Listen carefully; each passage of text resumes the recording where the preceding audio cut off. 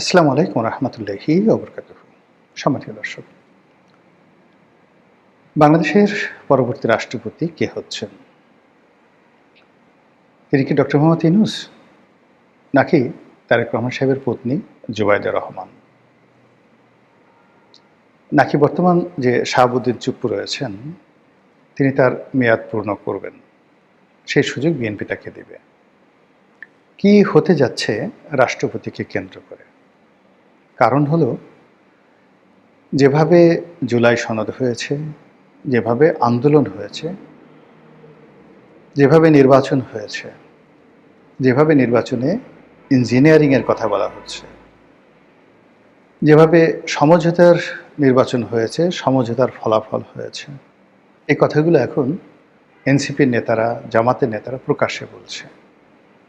এর ফলে বর্তমান যারা ক্ষমতায় রয়েছেন তারা উপরে উপরে যতই দাপট দেখান না কেন, তাদের নৈতিক ভিত্তি দুর্বল আছে এবং আগামীতে আরও দুর্বল হয়ে যাবে।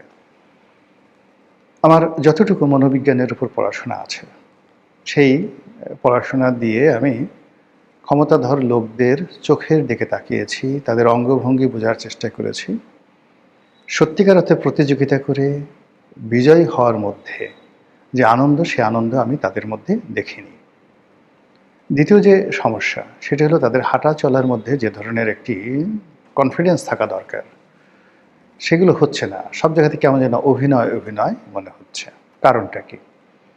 কারণটা হলো, শেখ হাসিনার পতনের ২৪ ঘন্টা আগেও এখন যারা ক্ষমতাধর তারা এবং গত ১৭ মাসে যারা ক্ষমতাধর ছিলেন তারা কল্পনাও করেননি শেখ হাসিনার এমনতর একটি পরিবর্তন আসতে পারে, পতন আসতে পারে।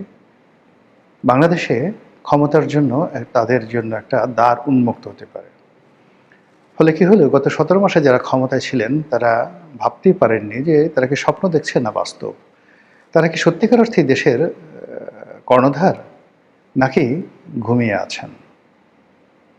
আবার যেভাবে ঝড়ের গতিতে হাদির হত্যাকাণ্ডের পরে যে ঘটনাগুলো ঘটল, একের পর এক ম্যাজিক্যাল ঘটনা। তারেক রহমান সাহেব আসলেন, তারপর ইলেকশন হলো, ইলেকশন পর তারেক রহমান সাহেব শপথ নিলেন। এখন যা কিছু হচ্ছে, এটা এখনো পর্যন্ত বিএনপি আত্মস্থ করতে পারেনি। তাদের কাছে মনে হচ্ছে তারা স্বপ্নের ঘুরে আছেন, স্বপ্ন দেখছেন। এই স্বপ্ন কতদিন থাকে এবং এই স্বপ্ন কতটা বাস্তবায়ন করা যায়, এটি প্রশ্ন সাপেক্ষ।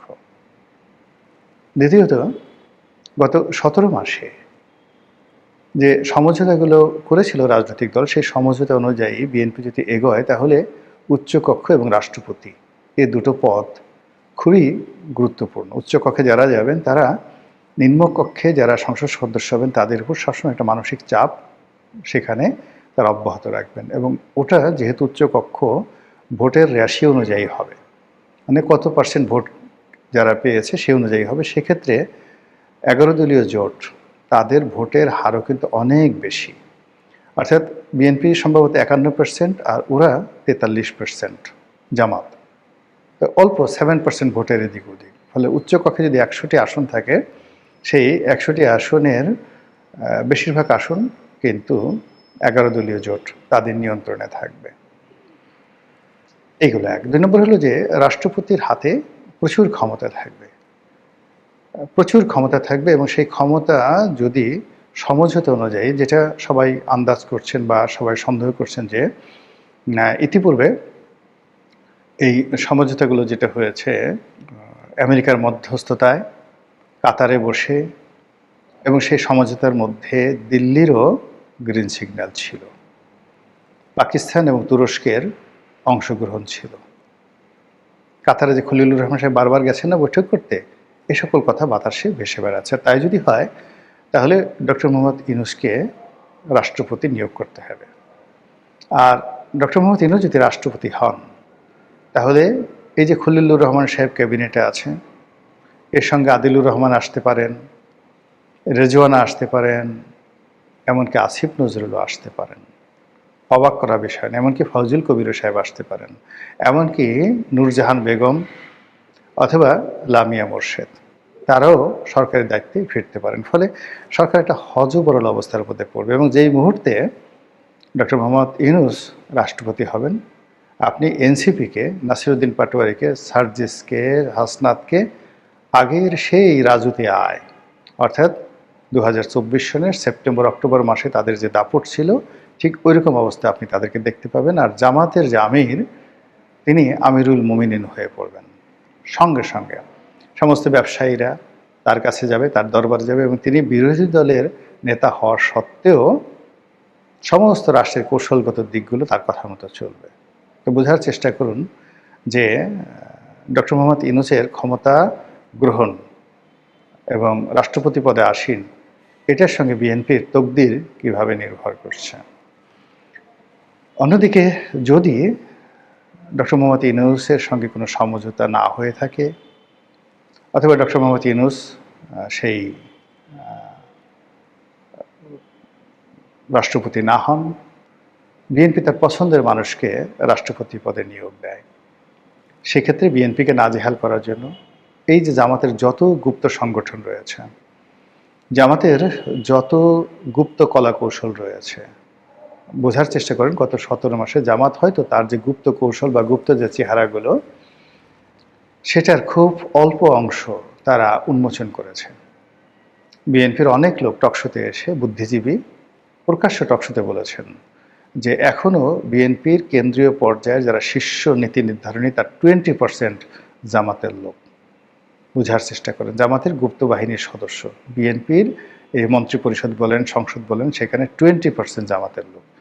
সত্য মিথ্যা ডাজ নট ম্যাটার, এ কথা আমার নয়, এ কথা বিএনপির একেবারে ঘনিষ্ঠ বুদ্ধিজীবী, সাহিত্যিক, সাংবাদিক এবং রাজনীতিবিদ, তাদের বক্তব্য। তাই যদি হয়, তাহলে প্রতিটি মুহূর্তে যে প্রাসাদ ষড়যন্ত্র হবে এবং প্রতিটি মুহূর্তে যেভাবে মানে বিপদ বিপত্তিতে থাকবে তারেক রহমান সাহেব, তার পক্ষে স্বস্তিতে কাজ করা সম্ভব হবে না। অন্যদিকে এরকম একটা পরিস্থিতিতে জামাত এবং আওয়ামী লীগের মধ্যে কৌশলগত সম্পর্ক স্থাপন হয়ে যাবে নিশ্চিত।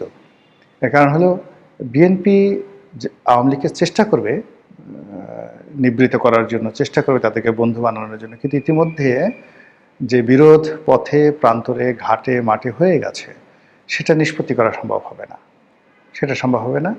ফলে কি হলো, বিএনপি যে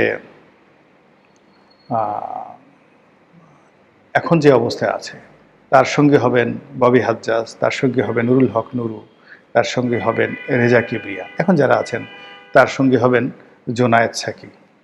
আর অন্যদিকে যদি জামাতের সঙ্গে আওয়ামী লীগের বন্ধুত্ব হয়ে যায়, বন্ধন, এবং এটা 99.99% হওয়ার সম্ভাবনা খুব বেশি, এটা হবে। রাজনৈতিক ইকুয়েশন এভাবেই কথা বলে। সেক্ষেত্রে জামাতের পাকিস্তান কানেকশন, আওয়ামী লীগের ভারত কানেকশন, জামাতের সাংগঠনিক ক্ষমতা, আওয়ামী লীগের সাংগঠনিক ক্ষমতা, জামাতের টাকা, আওয়ামী লীগের টাকা, তারেক রহমান সাহেব দুই চোখে রীতিমতো ধুম দেখবেন। আর এইরকম জটিল রাজনৈতিক পরিস্থিতি তিনি মাহাদি আমিনকে দিয়ে, মানে তিনি যে সমস্ত লোকজন লন্ডন থেকে নিয়ে আসছেন, হুমায়ুন কবিরকে এনেছেন, মাহাদি আমিনকে এনেছেন, অন্যান্য যে সকল উপদেষ্টা নিয়েছেন, এরা ঘোড়ার ডিম কিছুই করতে পারবে না, লেমন জুস খাইতে হবে। বড় যে লেমন জুস, তারা যদি বলেন আমরা লেমন জুস খাবো না, লন্ডন থেকে আসছে, আমরা ফক্স নামক যেটা চকলেট আছে সেটা মুখের ভিতরে সারাদিন চুষবো, তাদেরকে সেটাই চুষতে হবে। এর কারণ হলো আওয়ামী লীগের যে সকল ডিপ্লোম্যাট রয়েছে, আওয়ামী লীগের যে সকল রাজনৈতিক নেতৃবৃন্দ রয়েছে, যে সকল ছাত্রলীগের এই যে লাস্ট ক্যাবিনেটে, আপনি চিন্তা করেন মহিবুল হাসান, মেয়র মহিউদ্দিনের ছেলে, আখতারুজ্জামান বাবুর ছেলে জাভেদ ভূমিমন্ত্রী ছিল, এনামুল হক শামীম ছাত্রলীগের সভাপতি ছিল, ছাত্রলীগের সেক্রেটারি ছিল নজরুল ইসলাম বাবু, তারপরে ছাত্রলীগের সেক্রেটারি ছিল ইকবালুর রহিম। আপনি এদের মতো, এদের সাথে টেক্কা দেওয়ার জন্য ছাত্রদলের যাদেরা আছে, সেই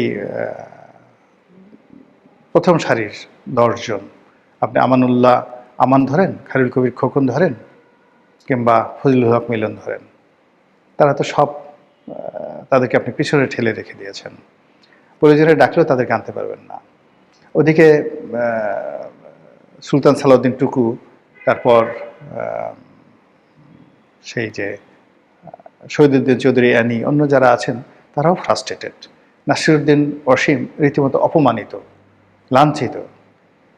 ফলে কি হলো, এই যে লন্ডন পার্টি, যারা বিএনপির লন্ডন পার্টি, সেই লন্ডন পার্টির মধ্যে যাদেরকে তিনি লন্ডন থেকে এনে এখানে এস্টাবলিশ করেছেন, তারা আবার লন্ডনে গিয়ে গালাগালি করতে পারবেন, ওখানে গিয়ে আর একটা সিন্ডিকেট করতে পারবেন। কিন্তু বাংলাদেশের রাজনীতিতে মাঠে ময়দানে জামাত এবং বিএনপির সাথে টেক্কা দেওয়ার মতো বিএনপির যে শক্তি, সেই শক্তিটা ইনঅ্যাক্টিভ করা আছে এবং আগামীতে এগুলোকে অ্যাক্টিভেট করা সম্ভব নয়।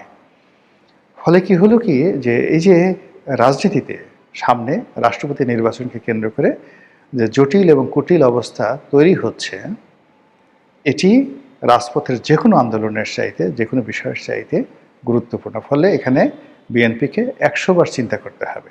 এই একটি পদে তাদের যে নিয়োগের মাধ্যমে তারা যে আসলে কি করতে যাচ্ছে সেটা এখনো তারা বুঝতে পারছে না। তো জুবাইদুর রহমানের কথা অনেকে বলছেন, তারপর ডক্টর ইউনূসের কথা বলছেন, বিএনপির একসময় মির্জা ফখরুল সাহেবের কথা বলা হতো, এখন বলা হচ্ছে কিনা আমি জানি না। এর মধ্যে আবার কেউ কেউ শাহাবুদ্দিন চুপ্পুর কথাও বলছেন যে চুপ্পু সাহেবকে যদি নির্দিষ্ট জায়গায় রাখা যায়, যেহেতু সে আওয়ামী লীগের লোক এবং অনুগত, সাহসী, বুদ্ধিমান, কৌশলী, তাকে দিয়ে যত কাজ তারেক রহমান সাহেব করাতে পারবেন, এটা উনি হয়তো জুবাইদুর রহমানকে দিয়ে করাতে পারবেন না। তো সেই অর্থে জাস্ট একটা রাবার স্ট্যাম্প জাতীয় যদি কিছু তৈরি করতে চায়, রাখতে চায় কাউকে, তাহলে Shahabuddin Chuppu might be the best choice for them. এটা নিয়েও কিন্তু অনেকে কথাবার্তা হচ্ছে। আল্লাহ সিদ্ধান্তের মালিক, আল্লাহ সব কিছু জানেন, যেটা ভালো হয় সেটাই যেন তিনি আমাদের দেশের জন্য নসিব করেন। আসসালামু আলাইকুম রহমতুল্লাহি ওয়া বারাকাতুহু।